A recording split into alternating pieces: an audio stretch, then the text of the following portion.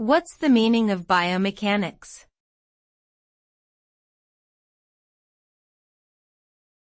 Biomechanics.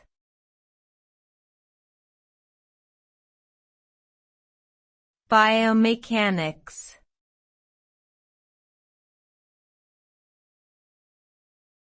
Biomechanics.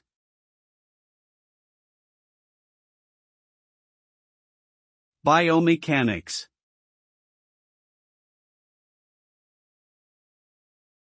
Biomechanics is the study of the mechanical properties and behaviors of biological systems.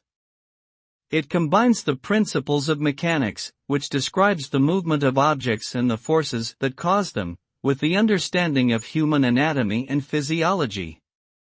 Biomechanics is a multidisciplinary field that spans across biology, engineering, physics, and medicine. It seeks to understand how forces affect living organisms, from the smallest cells to entire organisms, and how they respond and adapt to these forces. Biomechanical knowledge has broad applications in fields such as sports science, orthopedics, rehabilitation, and prosthetics.